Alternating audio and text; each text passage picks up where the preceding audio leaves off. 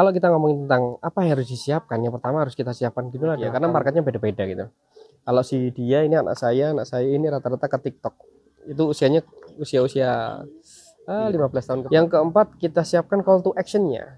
Jadi kalau orang lihat sosmednya, itu call to actionnya kemana? Yang pasti teman-teman kalau hanya mengandalkan sebuah follower yang coba teman-teman bikin atau punya antara 1000, 2000, 3000 saja, rasanya kita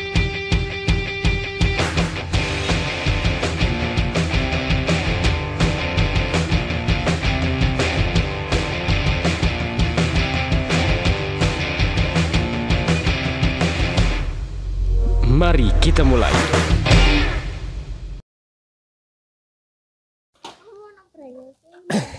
Assalamualaikum warahmatullahi wabarakatuh. Temu mana mbak aku Dadi Wahyucang. Hari ini saya akan ngisi konten mingguan. Lagi sama dia. Ini siapa namanya? Wara Valeri. Dia juga punya YouTube. Ini Wara Alvaro Gaming juga punya YouTube. Ini Wara Lavaga punya YouTube. Ini sama Wah Radian. Oh ya, Mbak Atul belum punya YouTube.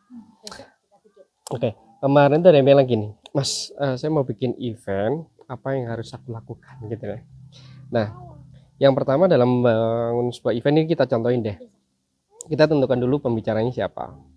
Kemudian tempatnya di mana, karena tempat ini sangat pengaruh sekali. Kalau tempatnya di rumah Anda, kantor Anda, itu berbeda dengan tempat yang kita tentukan semuanya di hotel gitu ya. Dan waktunya kapan? Waktu yang sangat tepat sekali untuk calon peserta nanti itu mengeluarkan sebuah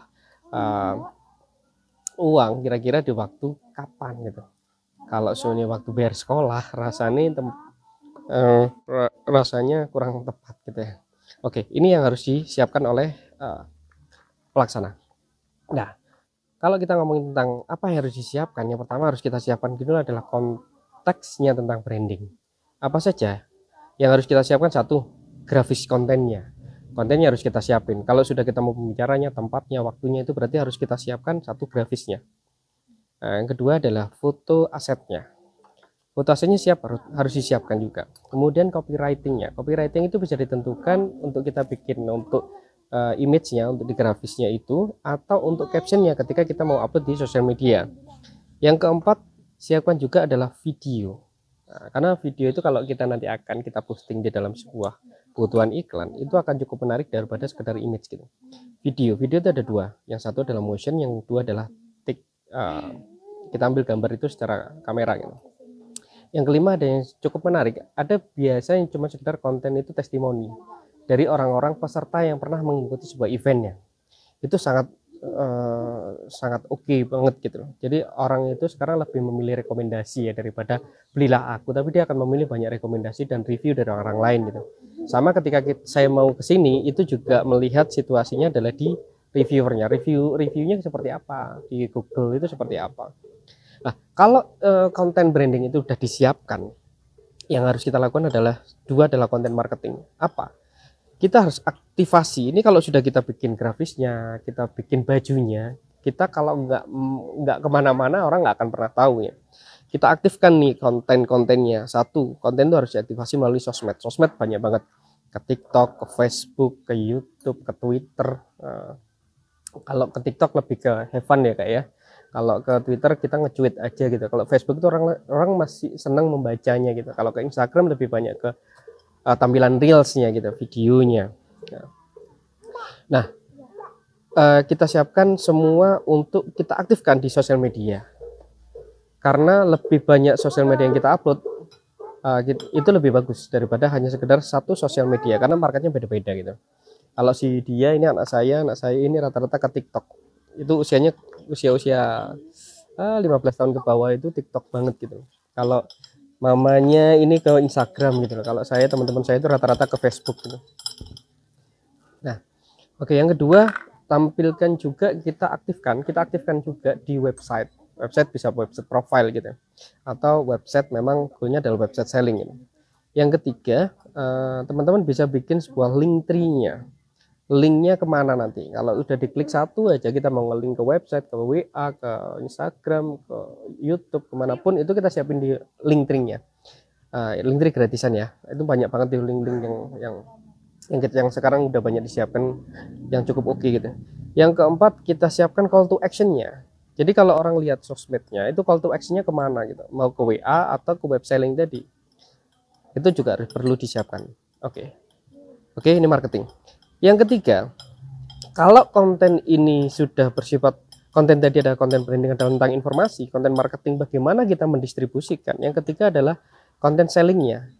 Tadi kan kita tetap nih, kita bukan hanya ke branding, kita bukan hanya sekedar marketing atau market share saja, tapi kan kita harus juga fokus untuk menjualan gitu.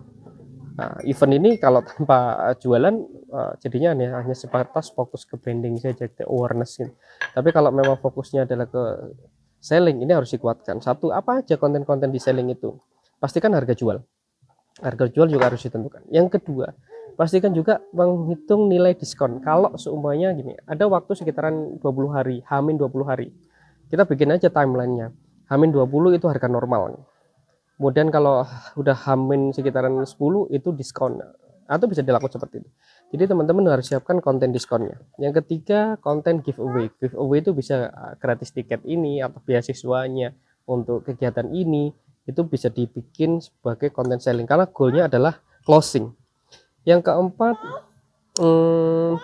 bisa kita berikan benefit-benefit lain gitu. Oke, beli tiket ini dapat satu goodie bag dengan isinya bla bla bla segala macam. Sehingga orang tujuannya ketika konten ini dibikin adalah call to actionnya adalah selling, transaksi, omset, closing gitu. Nah, dari ketiga komponen tadi, yang pasti teman-teman kalau hanya mengandalkan sebuah follower yang coba teman-teman bikin atau punya antara 1000, 2000, 3000 saja, rasanya kita nggak akan punya market size yang cukup besar gitu loh. Nah, kalau kita seumpamanya kita ngomong market size di Kota Malang ada 862.000 data pemilih, itu adalah market size-nya. Tapi kalau kita mau tuju ke market share-nya dengan usia 20-25 itu lebih kecil lagi gitu. Bagaimana menuju ke sana? Itu harus dilakukan sebagai boosting. Kita harus lakukan boosting atau bisa dikategorikan adalah advertising gitu, iklannya. Iklan bisa online bisa offline. Tapi hari ini akan aku coba kerucutkan pada online-nya gitu.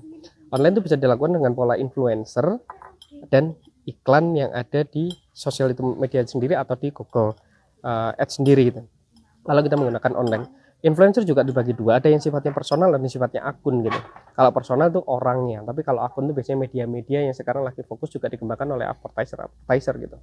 Nah, dari sini kita bisa belajar bahwa setiap membuat kegiatan event, tentukan klasifikasinya, mana yang kategori branding, mana yang kategori marketing, mana yang kategori selling, dan bagaimana konten branding, marketing, selling itu dapat memboosting atau mendistribusikan ke lebih luas dari apa yang kalian punya gitu. Kalau followernya 3000, Anda akan berkutat di situ saja.